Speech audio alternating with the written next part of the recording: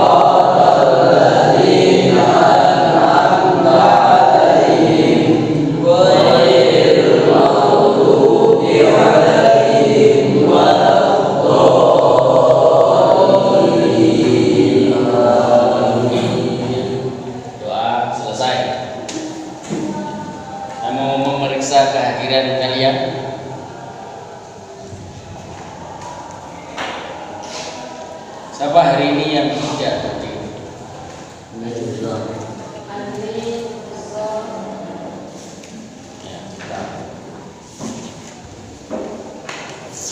Siapa yang tidak hadir hari ini?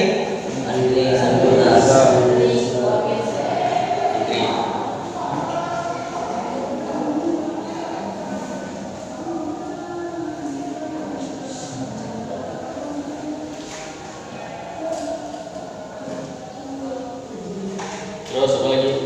Mirza. Banyak yang masuk.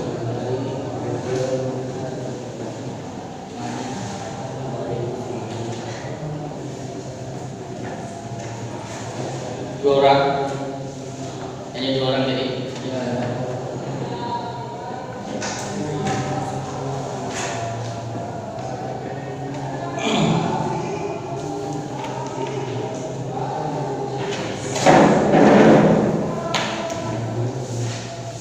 Siap belajar? Ya, siap. Ini yang rapi, beci-becinya dirapikan.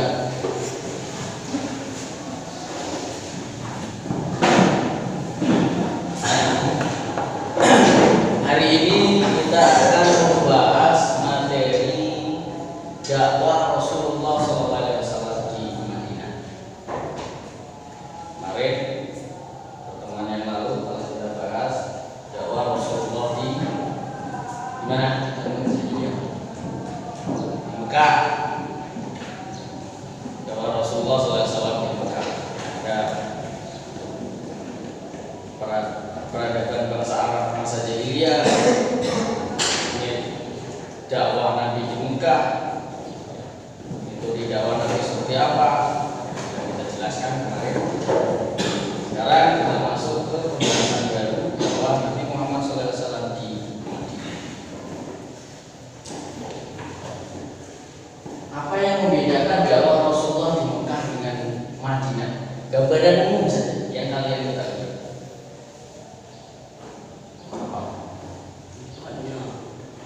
Banyak. Apa saja? Coba. Apa? Kalau kita simpulkan simpulkan ketika dakwah Rasulullah SAW di Mekah kemarin kita bahas ini seputar tauhid. Karena bangsa jahiliyah itu banyak mengakui banyak Tuhan, sehingga Rasulullah SAW mengajarkan memurnikan kembali ajaran tauhid yang dibawa oleh para nabi sebelum Nabi Muhammad, ya, mengesahkan kembali, memurnikan kembali. Maka ajaran di Mekah adalah tauhid.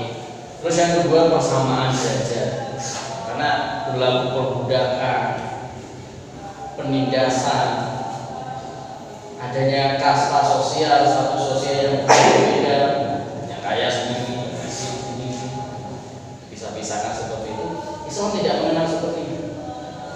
Maka Rasulullah mengajarkan persamaan, persaudaraan.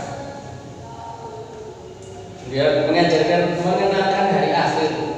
Ya, ternyata orang-orang Arab jahiliyah sebelum Islam ada sebagian mereka yang tidak meyakini hari akhir.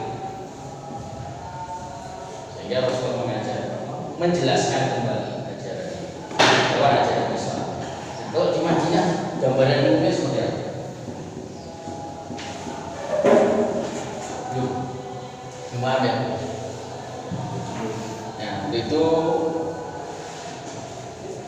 saya punya video.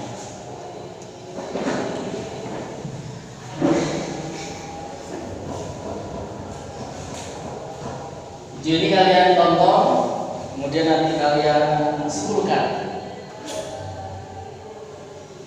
penjelasan-penjelasan yang ada di dalam.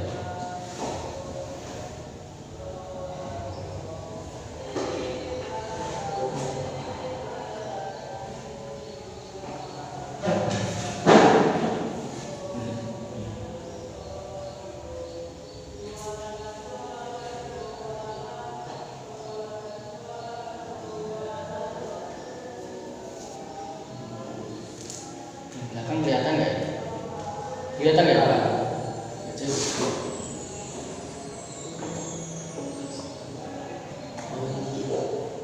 Strategi dakwah Rasulullah Sallallahu Alaihi Wasallam ketika berada di Madinah. Besar ya? Awal dakwah baru bagi Rasulullah Sallallahu Alaihi Wasallam setelah baru. Apa?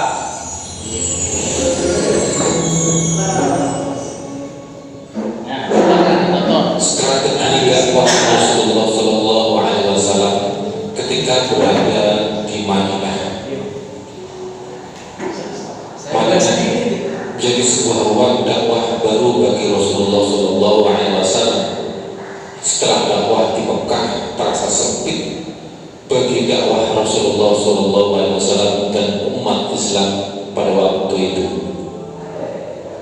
Berawal dari respon orang-orang Yathrib, yaitu Madinah, yang datang ke Mekah pada bulan haji, atau yang kemudian dikenal dengan perjanjian Aqabah. Di sisi lain, hal tersebut juga tidak bisa lepas dari pribadi Nabi Muhammad SAW yang jujur. Keberhasilan dakwah Rasulullah SAW pada waktu itu bisa dilihat dari orang-orang Yathrib, baik ketika perjanjian Aqabah 1 maupun 2. Dimanapun mereka mau mengubah sikap dan perilaku mereka, bahkan bersedia menjadi pelindung Rasulullah SAW.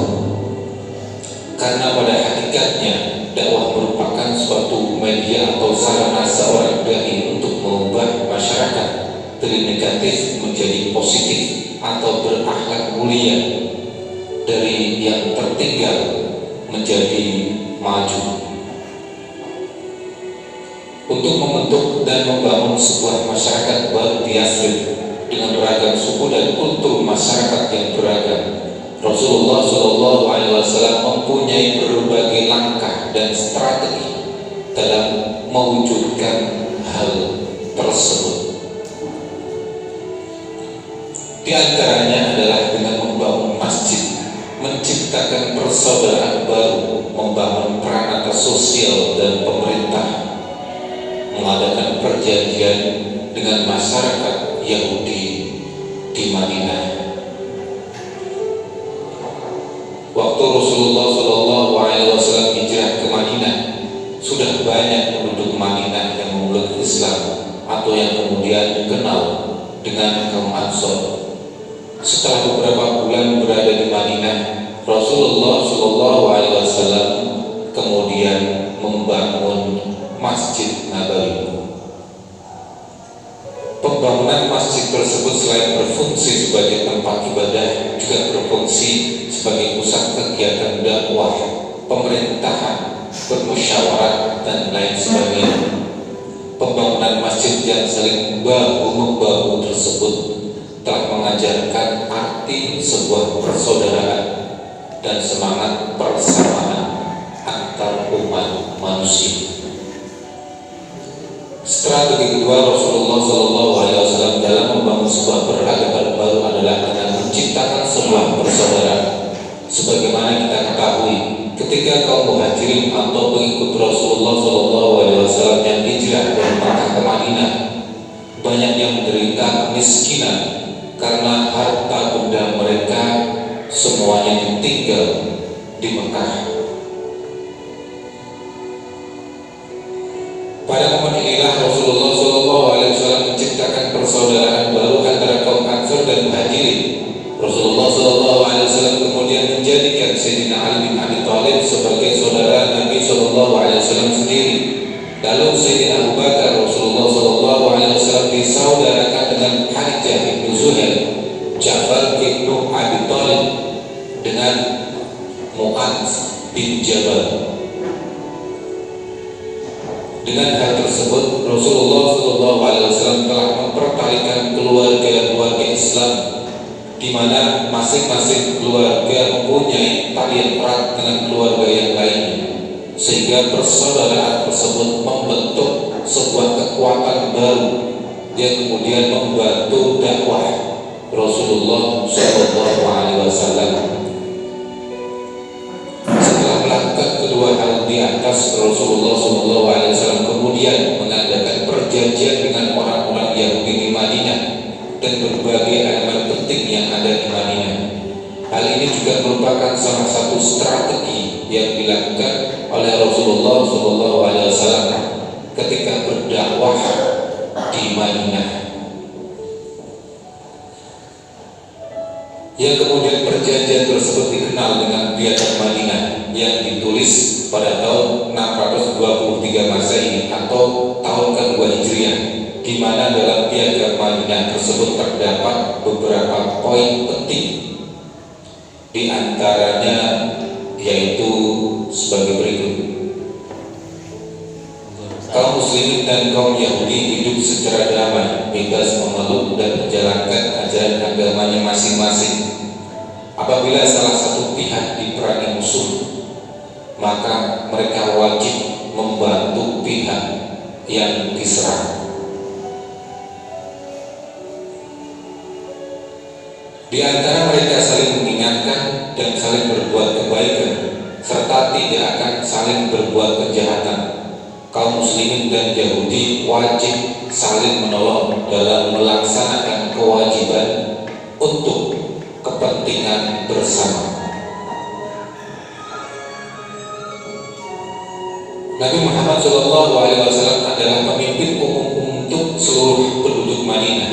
Bila terjadi perselisihan di antara kaum muslimin dengan kaum Yahudi, maka penyelesaiannya dikembalikan kepada Nabi sebagai pemimpin tertinggi di Madinah. Setelah berhasil mengikat masyarakat Madinah yang beragam tersebut dalam satu ikatan dengan Piagam Madinah, kemudian Rasulullah SAW membangun peranata sosial dan pemerintahan.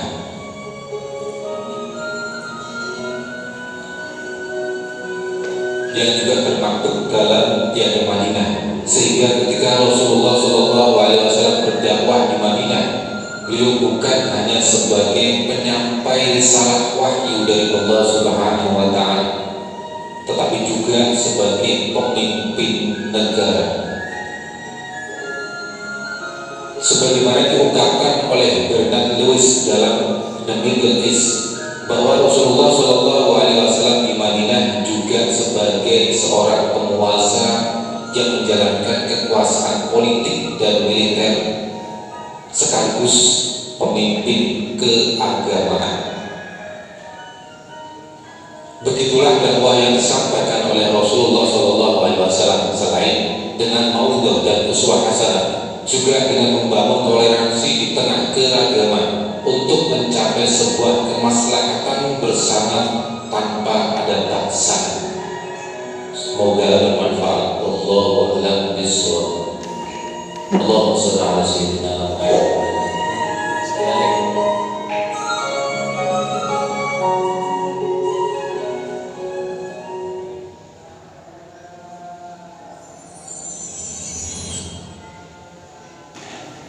Sudah kita tonton, ada di YouTube, silahkan kalian tonton, ada di YouTube saya. Nah, kita habis nonton video ini, apa yang dapat kalian simpulkan? Yang pertama, tadi kalau di poin video pertama ada kenapa Rasulullah dan kaum muslimin hijrah?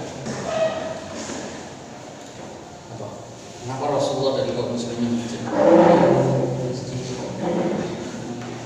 Ini dia tadi.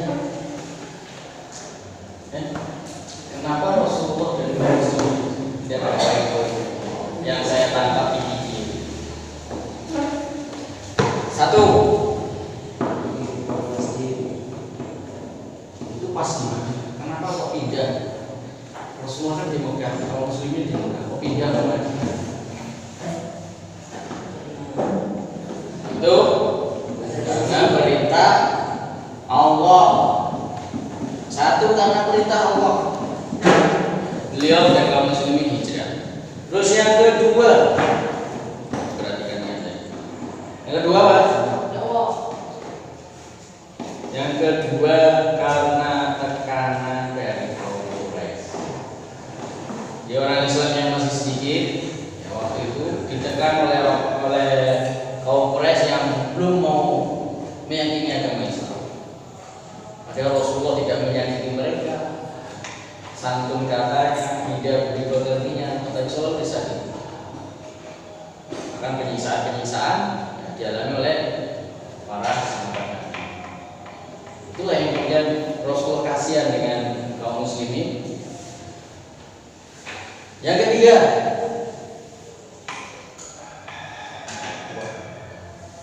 ya dakwah ke Madinah. Walaupun di Madinah sudah ada orang Islam terlebih dahulu. Siapa orang Islam yang mendakwahkan di Madinah terlebih dahulu? Siapa? Bukan. Siapa? Mus'ab bin Umair. Jadi yang mengislamkan pertama kali orang Madinah itu bukan Nabi Muhammad, tapi Mus'ab bin Umair, seorang pemuda besi bujang dengan keberaniannya izin pamit kepada Rasulullah untuk mengislamkan orang-orang Madinah. Di samping itu memang orang Madinah atau Yasrib ini memang sudah bertauhid.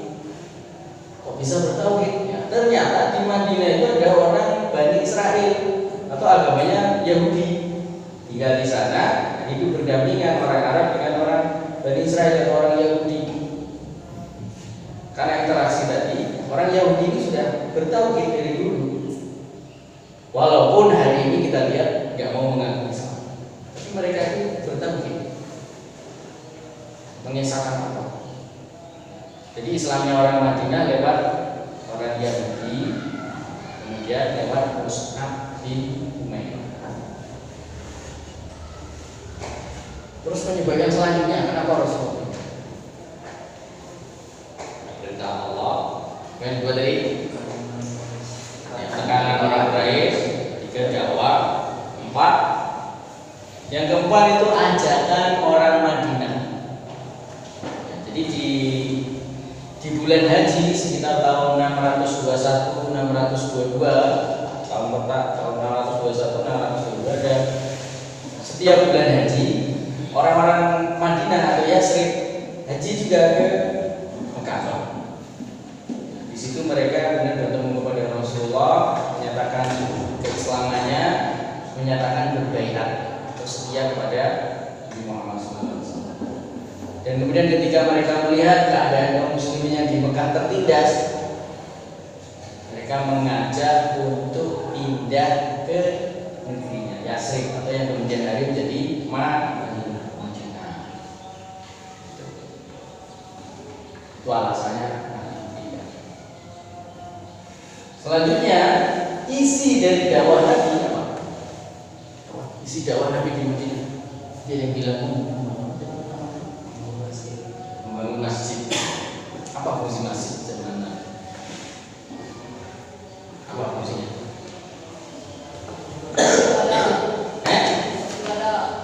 Ya, satu ibadah itu.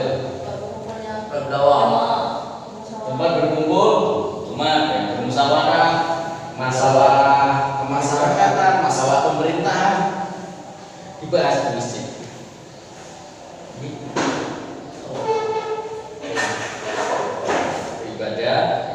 Ibadah dan urusan sosial kemasyarakatan. Jadi luas nanti bisa tempat pendidikan, bahkan dalam suatu riwayat Rasulullah itu melatih latihan militer di depan masjid. Jadi fungsinya masjid itu multifungsi. Maka tidak boleh seperti sekarang masjid dikunci, ada tulisan dilarang berisik-berisik, dilarang tidur di masjid, HP mohon dinonaktifkan. Seolah sekarang ini masjid itu jadi angker. Tapi kalau merujuk kepada zaman Nabi Muhammad SAW, masjid itu multifungsi. Bahkan ada lagi ya, selain tempat ibadah, urusan sosial kemasyarakatan, latihan militer, tempat ahlu sufah, ada tempat tinggal di mana di situ ketika orang nggak punya rumah atau orang dalam perjalanan, sehingga di situ atau malam di situ istirahat di sana. Namanya ahlu sufah. Ada bilik di samping masjid. Jadi fungsinya banyak sekali. Apalagi lebih-lebih lagi di situ tempat pendidikan. Pada zaman-zaman dulu dari masjid lahir universitas, dari masjid lahir madrasah.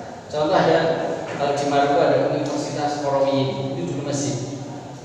Kalau di Mesir ada Universitas Al Azhar, di masjid. Ya sekarang Al Azhar itu nama masjidnya. Tapi karena banyak masyarakat dunia sekolah di sini, jadi kampus besar sampai sekarang. Itu kampus tertua di dunia. Ada 2 kampus tertua di dunia. Berasal dari masjid. Karena sekarang itu memfungsikan kembali masjid. Terus selanjutnya apa? Setelah membangun masjid tepat, ya membangun persaudaraan. Ya membangun persaudaraan. Muhajirin yang pindah mempersaudarakan sama orang-orang Ansor. Selain persaudaraan seiman, dipersaudarakan juga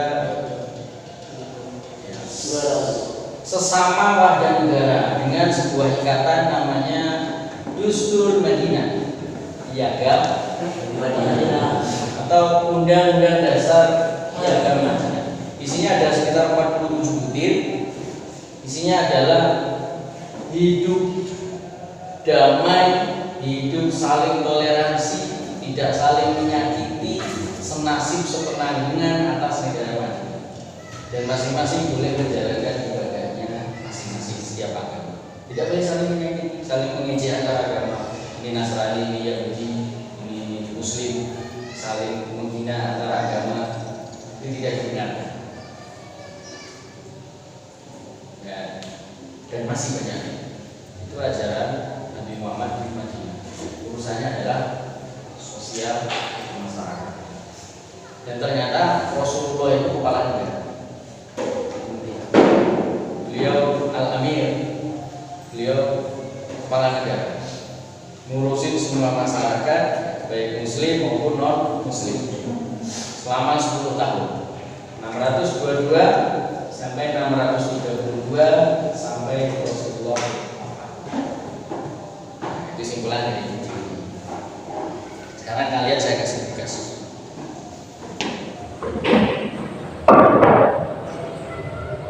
Tugas kelompok ya. Tidak. Suruh berdiri dulu. Saya nggak ngatur nanti.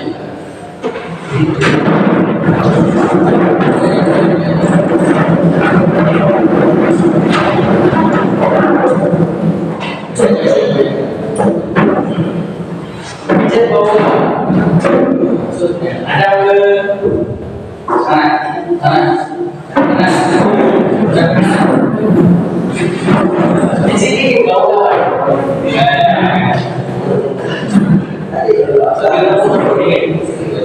Jalan sini. Dia bagus tuh pijit-pijitnya.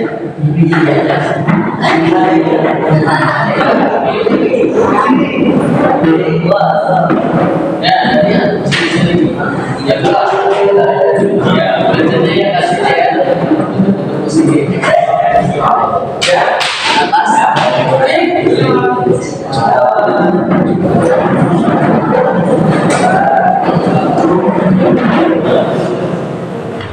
Saya kasih tugas. Ini ya. 20 atau 30 menit harus selesai. Apa namanya? 17 ya? Bagi 4 kelompok. Ini nomor 1. Langsung aja lah, ayo cepat. Ini 1, 2, 3. Ini kelompok. Yang 3. 4 ya? Sudah. Tadi silakan kalian baca materi. Saya kasih materi saja LKPD, lembar kerja konsentrasi. Kalian kerjakan sesuaikan dengan perintahnya. Jadi sudah ada video. Kalian masih ingat gambaran di video tadi. Kalian tulis di sini sesuai dengan perintah. Sambil kalian tambahkan di materi. Saya kasih modul. Kalian baca. Kelompok ini grafiknya kelompok 2.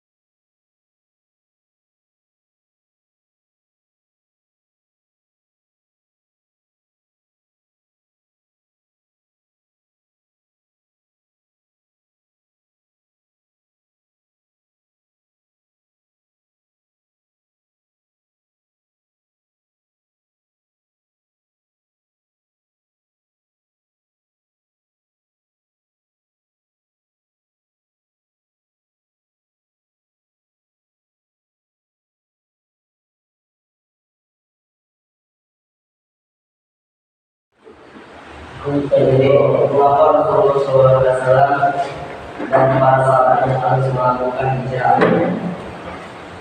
Perintah Allah, tekanan dari kaum Quraisy, dakwah ajakan kaum Madinah. Jadi ada contoh dakwah Rasulullah di Mekah gagal, jelas dari pendapat kalian. Ya, karena sangat sedikit yang ingin masuk Islam dan kaum Quraisy jauh mendesak kaum muslimin atau menyesat kaum muslimin yang berada di Mekah. Mungkin kita ada yaitu Allah kita berbicara tentang Waalaikumsalam.